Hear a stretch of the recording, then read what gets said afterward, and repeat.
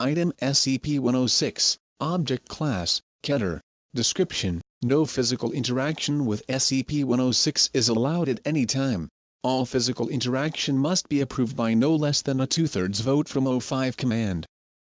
Such interaction must be undertaken in ARI maximum security sites, after a general non-essential staff evacuation.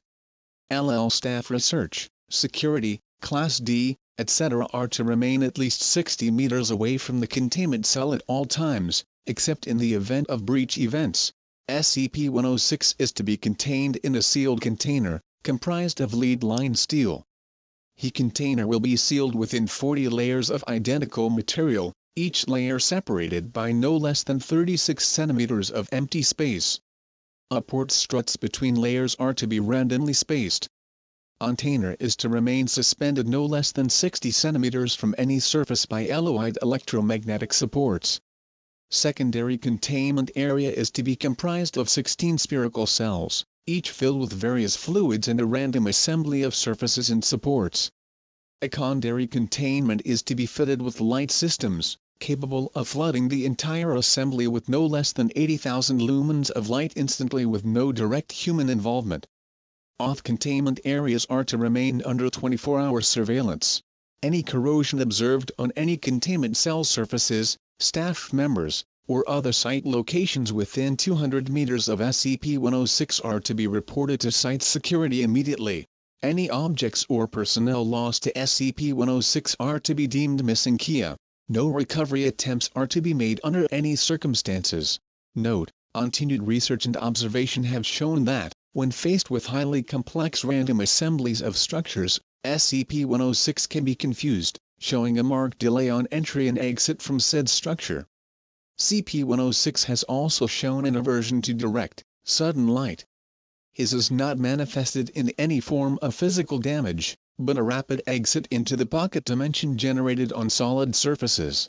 SCP-106 appears to be an elderly humanoid, with a general appearance of advanced decomposition. His appearance may vary, but the rotting quality is observed in all forms. SCP-106 is not exceptionally agile, and will remain motionless for days at a time, waiting for prey. SCP-106 is also capable of scaling any vertical surface and can remain suspended upside down indefinitely. When attacking, SCP-106 will attempt to incapacitate prey by damaging major organs, muscle groups, or tendons, then pull disabled prey into its pocket dimension. SCP-106 appears to prefer human prey items in the 10-25 years of age bracket. SCP-106 causes a corrosion effect in all solid matter it touches, engaging a physical breakdown in materials several seconds after contact.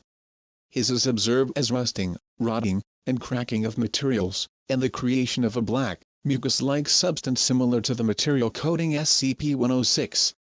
His effect is particularly detrimental to living tissues, and is assumed to be a predigestion action. Erosion continues for 6 hours after contact, after which the effect appears to burn out. SCP-106 is capable of passing through solid matter, leaving behind a large patch of its corrosive mucus. SCP-106 is able to vanish inside solid matter, entering what is assumed to be a form of pocket dimension. SCP-106 is then able to exit this dimension from any point connected to the initial entry point. Examples: entering the inner wall of a room, and exiting the outer wall. Entering a wall, and exiting from the ceiling. It is unknown if this is the point of origin for SCP-106, or a simple layer created by SCP-106. Limited observation of this pocket dimension has shown it to be comprised mostly of halls and rooms, with data expunged entry.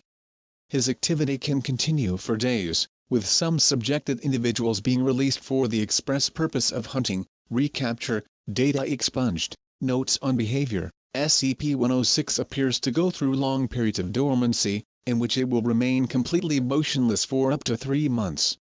The cause for this is unknown. However, it has been shown that this appears to be used as a lulling tactic. SCP-106 will emerge from this state in a very agitated state, and will attack and abduct staff and cause gross damage to its containment cell in the site at large. Call protocol data expunged. SCP-106 appears to hunt and attack based on desire, not hunger. SCP-106 will attack and collect multiple prey items during a hunting behavior event, keeping many alive in the pocket dimension for extended periods of time. SCP-106 has no determinable limit, and appears to collect a random number of prey items during an event. The inner dimension accessed by SCP-106 appears to be only accessible by SCP-106. Recording and transmission devices have been shown to still operate inside this dimension, though recordings and transmissions are very degraded. T appears that SCP-106 will play with captured prey, and appears to have full control of time, space, and perception inside this dimension. SCP-106 appears data expunged. Recall Protocol. In the event of a breach event by SCP-106, a human within the 10-25 years of age bracket will be prepped for recall, with the compromised containment cell being replaced and restored for use. When the cell is ready, the lure subject will be injured, preferably via the breakage of a long bone, such as the femur, or the severing of a major tendon, such as the Achilles tendon. Your subject will then be placed in the prep cell, and the sound emitted by said subject will be transmitted over the site public address system. SCP-106 will typically begin to gravitate toward the lure subject within 10 to 15 minutes after hearing the subject. Hold SCP-106 not respond to the initial broadcast. Additional physical trauma is to be administered to the lure subject at 20-minute intervals until SCP-106 responds. Multiple lure subjects may be used in the case of major breach events. SCP-106 will typically enter a dormant state after finishing with a lure subject. In addition, subjects may data expunged.